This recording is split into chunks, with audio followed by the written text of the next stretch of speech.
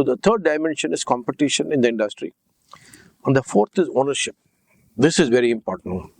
Now, some industries have a large number of MNCs, multinational companies in the industry. By nature, by default, most of the multinationals bring higher level compensation. For example, in India, the telecom industry was set very high standards of compensation when they entered, even as early as 93, 94, because MNCs came and invested in them.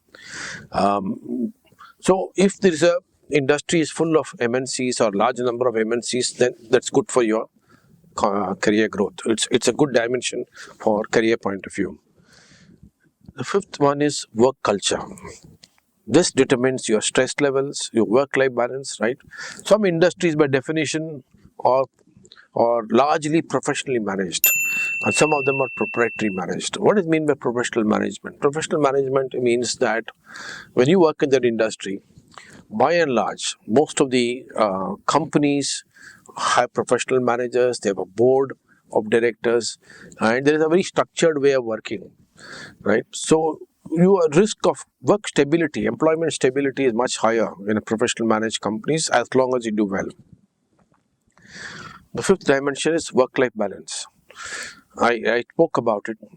Today, the standard norm in the industry as you grow in some of the industries are 12-hour shifts. There is not 8-hour shifts. So you cannot go to some industry, even for example in retail banking industry. You ask anybody in operations in any of the bank, they all go to office around 8:30, 9:30 and stay on till 7:30, 8, 9. So many of them are 12-hour shifts, right? So work-life balance is definitely very, very characteristics of the industry. Right? Then the some of them work on weekends. So many people ask, do I get a 2-day weekend? So you got a some people have 6-day weeks. So you have only 1 day weekend off for you. So the work-life balance is also varies from industry to industry. The sixth dimension is regulatory.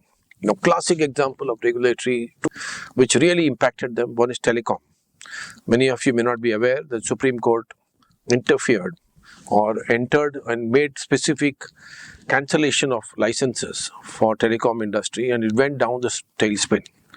Today, telecom industry is not an attractive place for many of the investment to come. Many big companies are struggling because of regulation.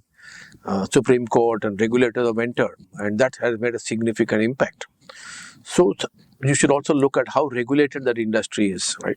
The last one is the future. Now, whatever I spoke about, they're all as of now. What's the current status? The seventh dimension is, where is the industry going? For example, in my mind, one of the fastest, most exciting place to work is biotech, because everybody is talking about how the pharma industry will change because of biotech, how devices, medical devices will be changing. So biotech is becoming a very exciting place because the future is far better than present. If there's a very, very exciting future, obviously it also means a lot of pressure on skill set, right? For example, automation. When we talk about work automation, and you need to have a higher level of skill set. So if you're going to be in an industry which is very, very aggressive, has got a high technology in the future, you have to continuously update yourself. You can't remain where you are. Your knowledge, expertise, your learning has to be continuous. So these are the 7 dimensions. Each of them has a different meaning for your career standpoint. So I want you to reflect on what I said, think about it, and maybe start researching whenever you decide to choose an industry on this 7 dimension. Thank you.